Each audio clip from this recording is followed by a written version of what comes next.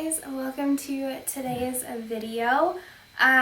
Since it's Workout Wednesday, I wanted to do this video. I've been asked this question a lot and I just haven't wanted to put it into words, so might as well just do it in a video. But I've been asked a lot about my fitness journey, so I thought this would be a great time to share that video for Workout Wednesday and for Vlogmas. So, oh my gosh, this is going to be a long video, I have a feeling. My fitness journey, I consider it starting about 4.5 years ago, I think. Yeah, just about 4 years ago, 4.5 years ago, was really when I started getting into fitness and making it a really key part of my life. But I kind of consider my journey starting way before that, when I was about 10 years old. So when I was 10 years old, I was a cheerleader, so I was cheering 7 days a week. Eventually in high school, I was on both the high school cheer team and my competitive team, so it literally was cheering 7 days a week. So kind of in that time, I was obviously conditioning, I was training a lot, really hard, and I didn't really have to worry about what I was eating because I was 10. That, of course, at the same time was when my eating disorder started coming about. So it really got bad towards the beginning of high school, freshman and sophomore year. I have since recovered, or I consider it still being in recovery, because I don't think you ever fully recover from an eating disorder. I think it's kind of a journey always. But so that was kind of my beginning, my formative years. I kind of grew up in the time before the health and wellness boom, like Lunchables and kid cuisine were still acceptable to eat. Exercise wasn't really something that like teenagers do unless you're an athlete.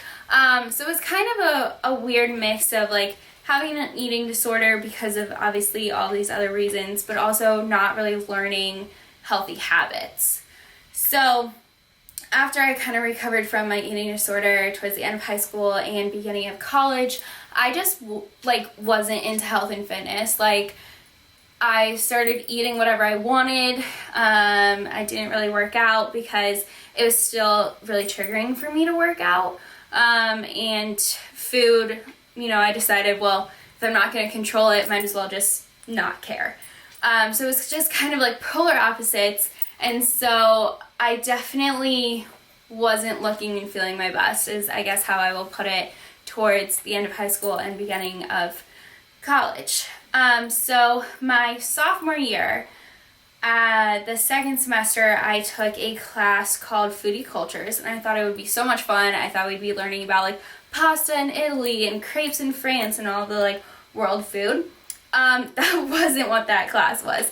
The class was all about like the food industry and how it's so subsidized, and it was about farming and their culture, and it was about like really the preservatives and everything that is in your food. And honestly, that class made me terrified to eat. Like, I was so scared to eat anything processed. I was scared to eat vegetables because I was like, it's not organic. Like, I went insane trying to learn all of this stuff about nutrition and my food. And my parents probably hated me that summer because I came home and I was like, can't eat that, that's in a bag, can't eat that. Like, I was just so crazy about it. So that's really when I started getting into like food and nutrition and really learning what I was putting into my body. And so that kind of, I guess I'll talk about the nutrition piece for a second. So after that summer I really just started learning about food, and I took a lot of interest in just learning about nutrition. That next semester, so my junior year, I actually experimented with being vegan and vegetarian. I met with a dietitian and it just didn't work for my body at that time. But I became really, really, I don't want to say obsessed, but just really interested in how I was feeling my body. And so that's something that I've just carried on since then. And I'm always kind of tweaking and trying different things. A couple years ago, I did like elimination diets to learn what food my body was sensitive to, and now I kind of right now I know exactly kind of the foods, like, okay, this will make my stomach hurt, this makes me bloated, this makes me feel this way, this makes me feel good. So I know kind of the foods and how they work with my body, which is something that I spent so much time learning about and I actually really find interesting. It's honestly just a matter if I follow those directions. For example, I'm lactose intolerant, and I'm definitely that person that people tweet about where I'm like, oh, I'm lactose intolerant, eats 5 pizzas. So, you know, I'm still working on it, but it's definitely one of my interests, and I highly encourage everyone to kind of learn how your body reacts to certain foods. And, you know, if you have a slice of bread, like, maybe you're not celiac, but does it make you feel a certain way? Like, you know, just test it out, see how you feel. So that's kind of the nutrition piece. Really started with that class, and I just became like obsessed with learning about it and have continued that through. So fitness is a different story, because obviously I used to use fitness strictly for punishment. For you ate too much, you don't look good, go work out for 2 hours a day, wake up at 5 a.m., go run around your neighborhood, whatever. Like, I didn't work out because I loved it. I did it because I hated my body, and it was like a form of punishment. So that's why it was so easy for me to like stop it for a few years, because I was just like, I hate exercise. And people would like drag me to the gym. My freshman year roommate, she liked going to the gym, and she'd be like, you should come. And I would like go for 5 minutes, and I'd be like, see you in the dorm, peace out. And I'd like go eat ice cream. So it was definitely a lot harder, but I really can't remember what the catalyst was, other than just like learning about health. But that same summer, so the summer between sophomore and junior year of college, I was working in New York, so I was walking a ton. Like, I think I did like 10,000 steps going to my internship and coming back, because it was kind of a long commute. But for some reason, I asked my dad, I was like, can we start running this summer? I don't know what it was. I hated running, despised it, absolutely hated it. I would like cheat the system in cheer practice and PE to not run. Like, I hated it. And for some reason that summer I was like, I want to start running. So I did. I did the like Couch to 5K app, started running, and actually kind of enjoyed it. What? Would have never guessed that. So anyway, I started enjoying running. I went back to school junior year, and my gym, my like on-campus gym, had a workout class pass. So they had like bar and yoga and cycle and HIIT classes and all that stuff. So I tried it, and at the end of the week, I purchased a pass. I was so excited. I was like, I'm ready. So that's like when my fitness journey started really taking off, because I would go take, I think it was like bar Monday, yoga Tuesday, Wednesday was cycle and abs, Thursday was Zumba. And so like I had those 4 workouts planned, and then I started meeting my instructors. Huge shout out to my good friend Alyssa, if she watches this.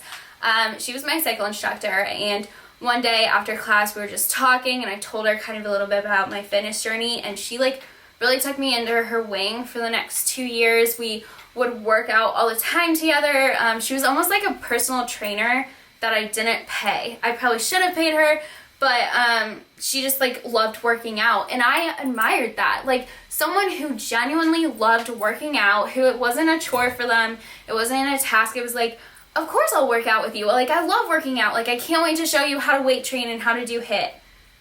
Like, being able to be around that and see that you actually could enjoy fitness was life-changing for me. It wasn't life-changing to meet her because of that she taught me how to work out and she showed me how to use machines. That was awesome, and I thank her so much for that. But it was the mere fact of how she approached fitness that completely changed my whole mindset. And she would always tell me, we work out not because we hate our body, but because we love it.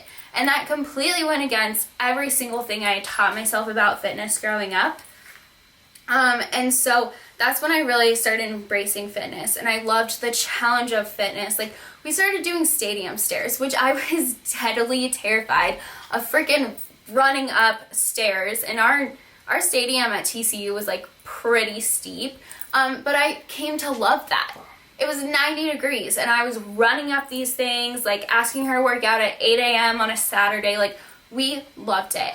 And that really just changed fitness for me. And so when I graduated, like I continued that throughout college. When I graduated, I've been in that routine ever since. It's looked different, obviously, going from classes. I joined the UFC gym. I got really into weight training. I started training for 5Ks. Like, it's always kind of differed exactly what exercise I'm doing, but exercise is a part of my life now. Exercise is something that I do daily or every other day because I enjoy it.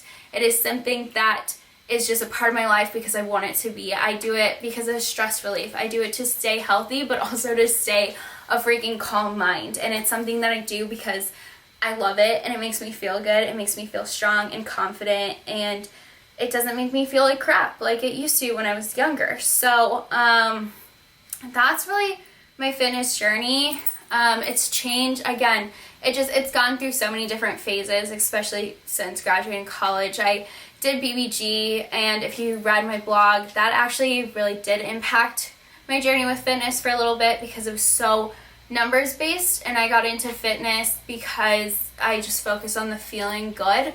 And so it was a little damaged for a little while there, especially leading up to the wedding too, because I was so obsessed with like, gotta fit into my dress.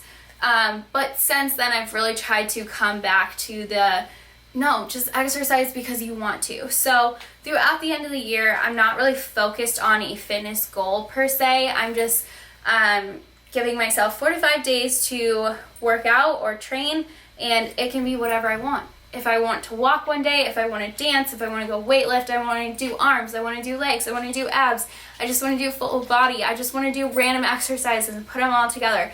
I'm giving myself that freedom to really find the joy in the exercise again. So maybe you'll join me in that if you're someone who struggles with fitness. I don't know, but I think it's going to be fun. So then in 2020, I can get back to like, I want to run a 5K, I want to lift this much, whatever. I can actually set fitness goals, but with the right mindset.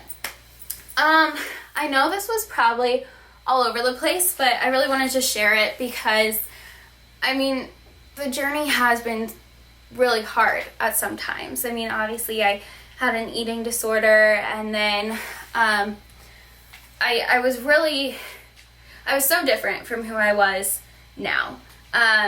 Freshman year of college, I remember I would be sleeping until like noon or 1.